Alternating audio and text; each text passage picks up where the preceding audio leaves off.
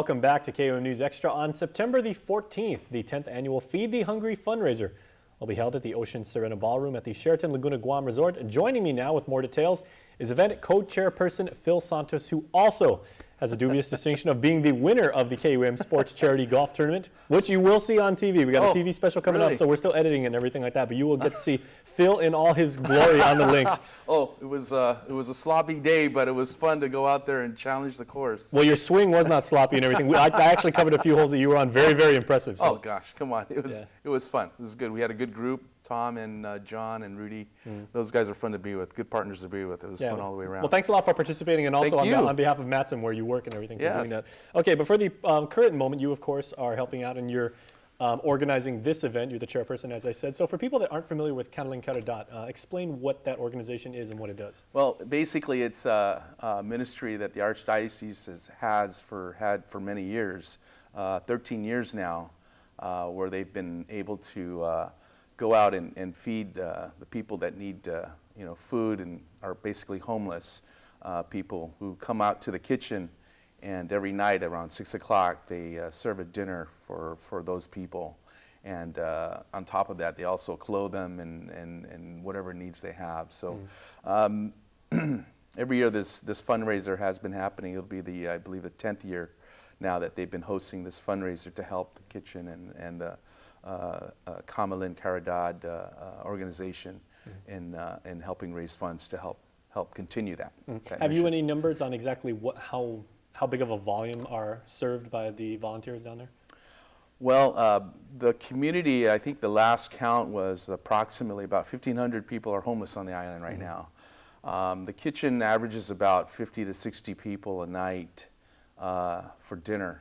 And so on every night of the week, 7 nights a week, there's somebody or an organization feeding those people. And that's pretty sizable, 60 people. I mean, when you think about it, you think, okay, there's 1,500 people, 60 come down to the center to get a meal. But I mean, it's cooking for 60 people is hard.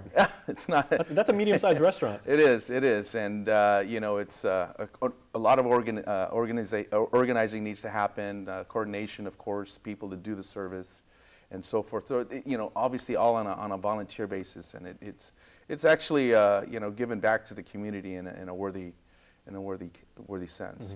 And of course, the operational cost and trying to make sure that the pantry is well stocked, and the facilities are maintained, and you have enough volunteers who are at least taken care of on a minimal level. That's substantial and everything. So tell us about the fundraiser and how we can continue to support that endeavor. Well, we're basically reaching out to the community to come out and help support the event. And of course, it's not just a fundraiser. We want to give something back to the people that attend the event.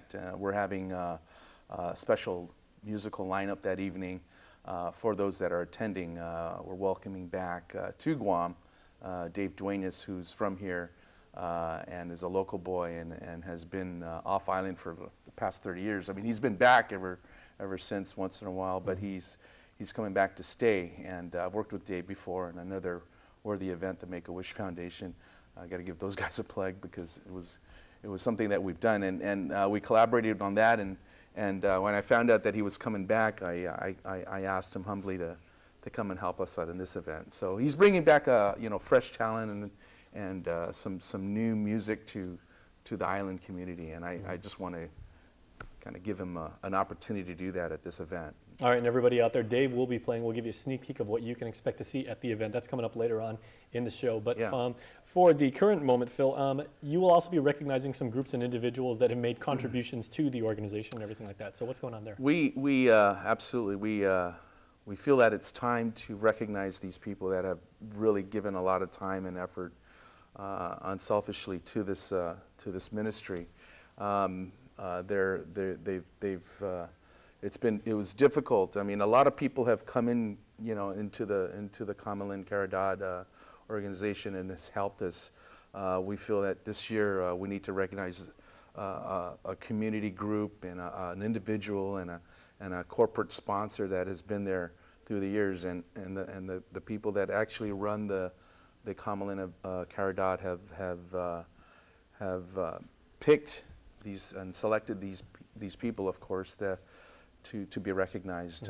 I don't know if I want to say who their names are, but they're no stranger to the community. Mr. Benito, Mike Benito from Payless is one of them, and the good folks over at Dickerson and Quinn, and the fine parish from the south, San Dimas, the Maritzo community. So they have actually, those three heroes, as we will call them, have given so much time and effort in helping the Kamalin Caridad to what it is today.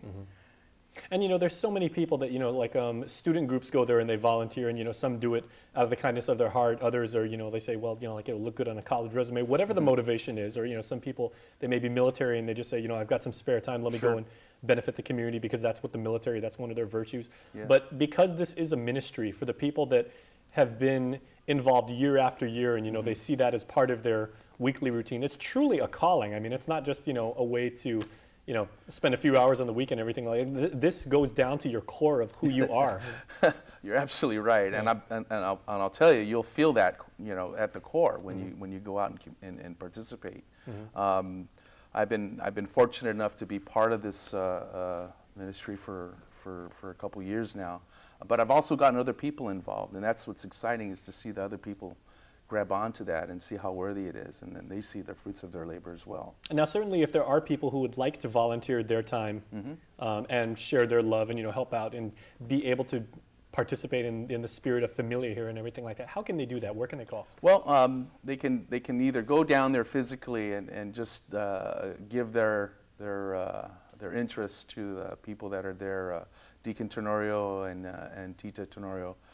They're there most of the time, or they can call.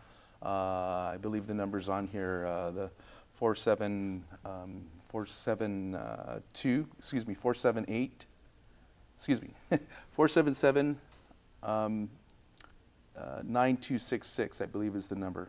Excellent. Anyway, we'll get the number down to you, but if you just call them and tell them that you want to come down and help, they'll be willing to help and take your call. Okay, outstanding. And best of luck with the fundraiser that's coming up and everything like that.